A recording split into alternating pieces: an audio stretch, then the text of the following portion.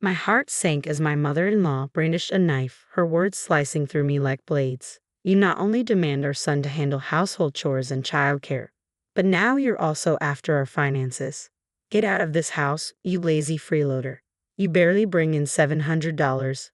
A chill ran down my spine as I stood there, sweat beading on my forehead. Despite pouring all my energy into managing the household and looking after the children in lieu of my unemployed husband, I found myself confronted with accusations and hostility. It was a crushing moment, a culmination of frustration and despair. I knew then that I had reached my breaking point. I left the chores unfinished, scooped up my child, and made a beeline for my parents' house. I'm Emily, 23 years old, residing with my husband, our little one, and my mother-in-law. My mind wandered back to the beginning. Richard, my high school's golden boy, a star on the soccer field and beloved student president. His return to our small town after landing a job was met with adoration from everyone. When he approached me, I was taken aback. After a few dates, we dove into a serious relationship. Even now, as adults, he remained my handsome, envy-inducing boyfriend. After graduating from vocational school, I discovered I was pregnant. It wasn't the typical order of events, but I held onto the belief that I could still carve out a happy life with my child and Richard. Our home echoed with discussions about our future post-marriage. How about moving into my parents' place after we tie the knot? Richard suggested. Why? I envisioned just the three of us, our child included, I countered. But won't that be expensive? If we stay with my parents, money won't be a constant worry. With both of us working, we could afford our own place, couldn't we? Well, about that, my income this month is pretty dismal. How bad? I pressed. Less than $1,000. What? How is that possible? I thought you were working at an IT company. I quit. Now I'm trying my luck at the casino and picking up part-time gigs. The casino? Why would you do that? My disbelief hung heavy in the air. It turned out he had quit his job after only a month. If you're okay handling all the expenses, I'm fine with getting an apartment, he stated matter-of-factly. His detached demeanor left me feeling uneasy, questioning if I was the only one truly invested in our fresh start together. Sensing my apprehension, he grasped both of my hands firmly. It's just temporary until I secure another job. I'll make you happy, Emily. I'll take care of all the household chores and child rearing until then. Trusting in his assurances, we exchanged vows. Our journey together began in his parents' home. Following a safe delivery, I pledged to give my all for my son. Both Richard and my mother-in-law appeared content, and I eagerly anticipated our shared journey ahead. However, even after our son was born, Richard neglected his responsibilities, opting to spend his days at the casino. After the casino again, what about helping with the household chores and caring for our child? I confronted him about his broken promise. Don't you dare tell me what to do. Richard's sudden outburst caught me off guard. Perplexed by the sudden tension, my mother-in-law intervened, drawn by the commotion. What's all this noise? It's just that I'm overwhelmed with work, and she's asking for assistance with chores and childcare, I explained. What? That's a wife's duty. My mother-in-law's response left me stunned. Richard hadn't informed his mother about quitting his job. Instead, he painted me as an unreasonable wife, burdening him with household chores and childcare. Initially, my mother-in-law, who had been kind, grew to resent me after buying into Richard's narrative. Despite his sporadic part-time work and frequent trips to the casino, where he barely earned $700, Richard persisted in his fruitless attempts to double his earnings, often losing everything. I shouldered the majority of our living expenses, which made our lives increasingly challenging. Unable to bear the financial strain any longer, I reluctantly re-entered the workforce. After dropping off our son at the childcare center, I was fortunate to secure a job as a dental hygienist rather swiftly. However, upon returning home each evening, I was greeted by my mother-in-law's tirades. What time do you call this? This isn't playtime. You're a parent, yet all you do is gallivant around. Get dinner started now. In her frustration, she slammed the newspaper she was holding onto the floor, a common occurrence whenever she was upset. My mother-in-law had a volatile temperament, her mood shifting at the slightest provocation. The unpredictability of her reactions left me feeling powerless. Juggling the responsibilities of caring for my young son, working and managing household chores left me mentally and physically drained. Unable to endure it any longer, I resolved to confront Richard once again. I intercepted him early in the morning before he headed out to the casino. Listen, I've reached my breaking point. Can't you lend a hand with our child, even just a little? What? Like I said, I'm swamped. I'm gearing up to find a new job. You get that, right? Or would you prefer I stayed unemployed forever? Imagine the father of your child, Douglas. If you're not happy, just follow orders. But we're barely getting by as it is. I'm covering all our food expenses with my savings, you know. Have you any idea how costly diapers are? You claim to be earning at the casino, yet you never contribute any money. Most of our living expenses were covered by my earnings. Initially, my mother-in-law handled the utility bills, but recently she began requesting $500 per month, forcing me to dip into my savings. Even our grocery bills were eating away at my dwindling funds, leaving me with little left. All I had to rely on was money I had saved from a part-time job during my student days. Enough. How dare you talk back to me? After all, you're the one who moved into my house. Richard, typically gentle, underwent a stark transformation when money or casino matters were involved. His outburst drew my mother-in-law into the room. What's all this now? Is your wife causing trouble again? She interjected. Yeah, she is. She's insisting I do housework, look after the child, and foot the living expenses. And on top of that, What audacity you have, Richard. You ought to be heading to work. Thanks, I'll handle it from here, Richard declared loudly as he stepped outside. Mother-in-law's eyes narrowed. You've got some nerve, burdening us with childcare and household chores while demanding money. It's disgraceful. It's not like that. I'm not making demands. It's just that without a little assistance, life is incredibly challenging. Perhaps you're not managing it well. Are you being careless with money? Mother-in-law seemed oblivious to the reality. She had no idea that her own son was unemployed and spending all his time at the casino. I had been instructed to stay silent, but I was at my wits' end. Do you know that Richard isn't bringing in a single cent? He's unemployed because he quit his job. What are you implying? Richard has always been outstanding. Yes, he may have stumbled with his college entrance exams, but he landed a job at a reputable company afterward. He quit that job after just a month. Now, he's always at the casino. I can't sustain us on my savings alone. That's absurd. Stop spouting nonsense. Mother-in-law vehemently rejected my claims. Her son, who had always been a star in sports and academics, was her pride and joy. The idea that he was now unemployed and squandering his time at the casino was too much for her to accept. Her face flushed with anger, mother-in-law stormed out of the room. When she returned with deliberate steps, I was taken aback to find her wielding a knife. What are you intending to do? Please put it down, I pleaded, edging away while cradling my son. Mother-in-law closed in slowly, the blade held menacingly aloft. With a chilling precision, she brought the tip of the knife to my throat. Enough of your insults toward my son. Having a wife like you is dragging Richard down. You're a lazy leech, surviving on a measly 70,000. Leave this house. Her harsh words sent shivers down my spine. Any sudden move could endanger my son.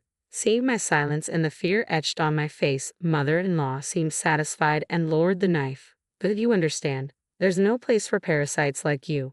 Just keep quiet and tend to your chores, she spat before retreating to her room.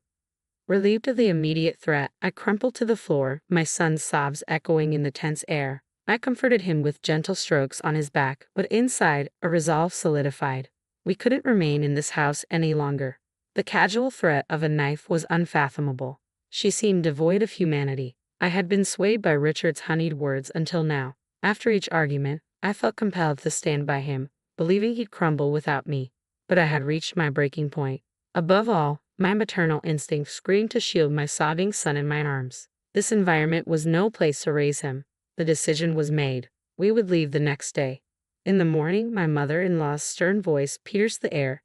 Emily, please prepare for my husband's memorial service next week. All our relatives will be attending, so ensure everything is flawless, she commanded before hurrying off to a neighbor's house, leaving no room for my response.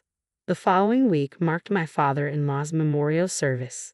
Richard and my mother-in-law were discussing arrangements for a lavish feast and reminiscing about him. I was tasked with all the preparations, but I found myself mentally checked out. As soon as Richard and my mother-in-law stepped out, I hastily gathered my belongings and fled from their house. I didn't have much, just my clothes, my son's toys, and diapers. When I arrived at my parents' house, they were taken aback. However, as I poured out my heart to them, my mother was moved to tears and enveloped me in a tight embrace. My typically composed father was visibly enraged and instructed me to rest. Later that evening, the phone rang. It was undoubtedly Richard, wondering why I hadn't returned to prepare dinner. I disregard the call and opt to block his number. The following day, mother-in-law and Richard arrived together at my parents' house, banging on the door in the early hours. Though my parents attempted to deter them, I insist they be allowed inside. As I swing the door open, they launch into a tirade immediately. How could you vanish without a word?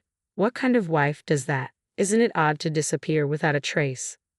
Could you please lower your voices?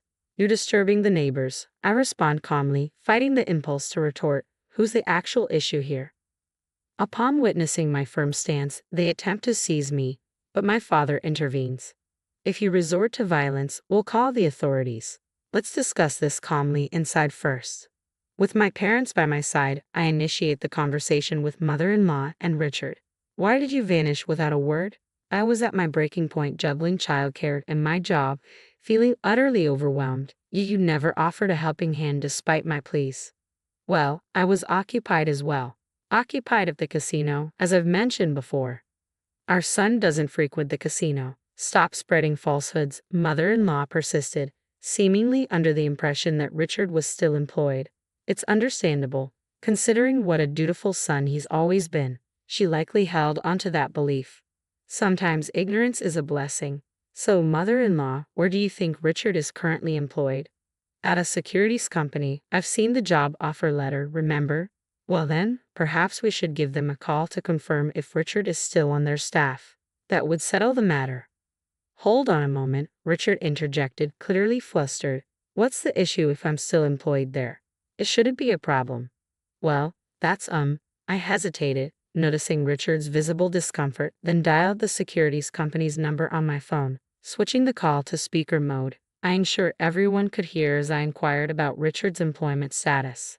That individual resigned several years ago, if memory serves me correctly. He was with us for just about a month. The voice from the phone left mother-in-law speechless. Richard, now looking down, clenched his fists. Did you really quit? Why? I pressed. Because it was frustrating.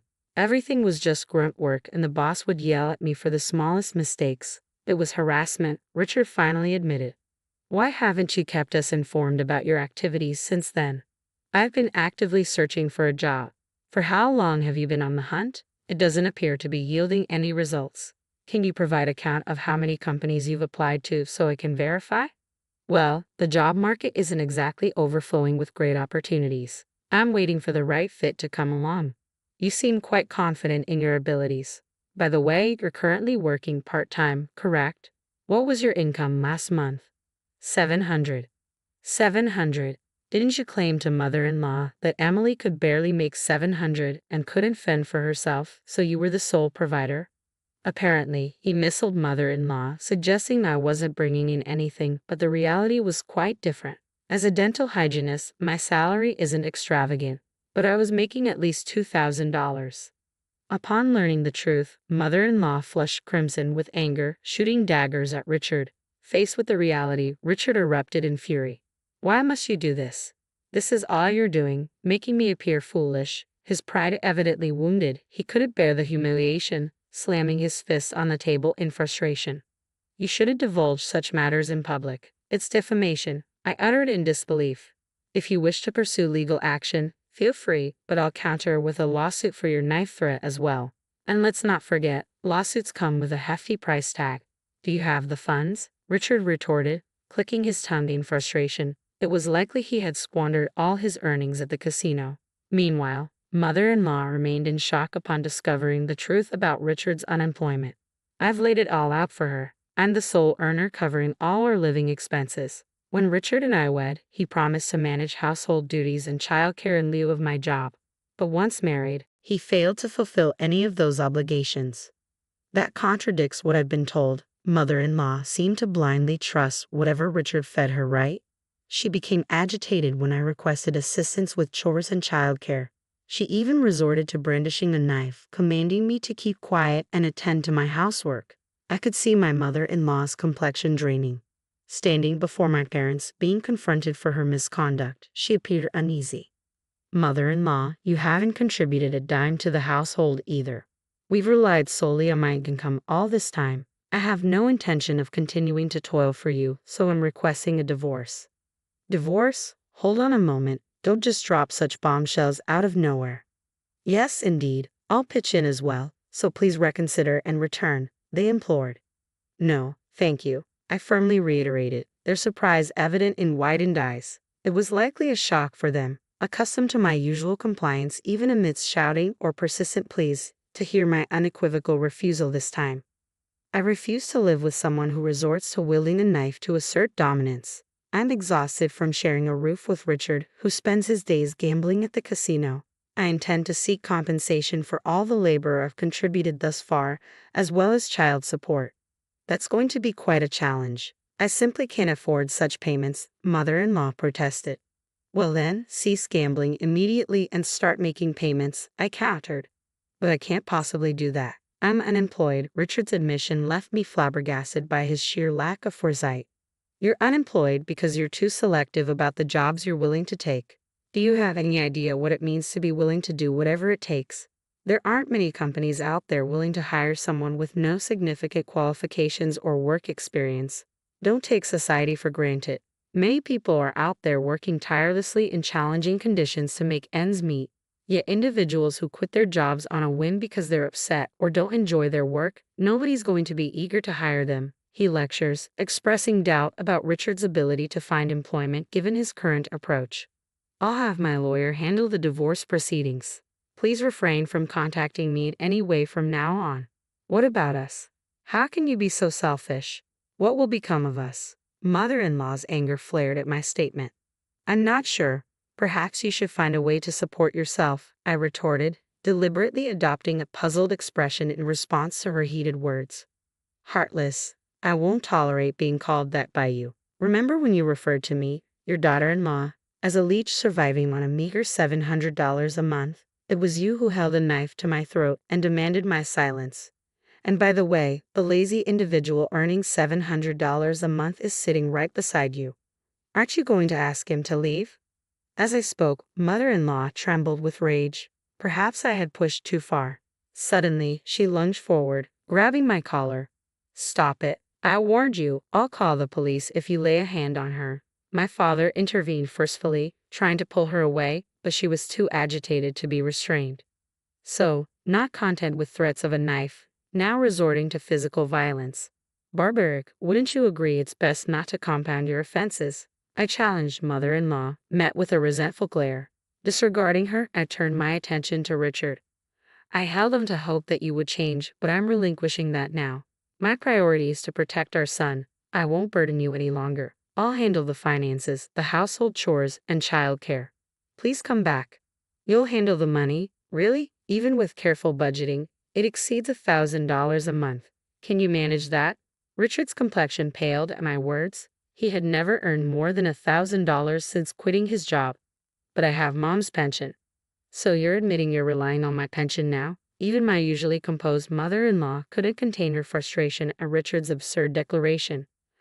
I don't have any other options. I'm unemployed. I've been doing some part-time work now, Richard replied defensively. Can't we attempt to resolve things? Mother-in-law interjected, hoping for reconciliation. Finally breaking his silence, my father addressed Richard sternly. Richard, you and your mother have taken undue advantage of our daughter. Had I known your true character, I would have vehemently opposed this marriage. I refuse to allow her back into your home. I'm cutting all ties with you. But I can't imagine life without Emily. Please grant me another chance, Richard pleaded desperately. Don't be ridiculous. Life without our daughter? Yet you're already relying on her. A man unwilling to strive for his own livelihood and to ensure his wife's well-being doesn't deserve our daughter.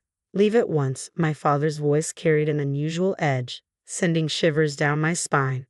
Richard knelt, head bowed, a pitiful sight devoid of the charm I once saw in him during our college days. Please reconsider, Emily. I'm begging you, Richard implored, his voice tinged with desperation. But my parents remained resolute. They had reached their limit. I refuse to be treated like a servant by the two of you any longer. Please refrain from involving me in anything moving forward. I asserted as we ushered them out of the house, swiftly locking the door behind them. For a while, they pounded on the door and shouted, but when a passing police officer intervened, they hastily fled. Afterward, I learned that Richard had been disowned by his mother and ejected from their home. He now resides in a dilapidated apartment, scraping by on welfare and sporadic part-time jobs. His volatile temper renders him unable to hold down any job for long, leading to a revolving door of positions at convenience stores, construction sites, and the like. Financial strain weighs heavily on him.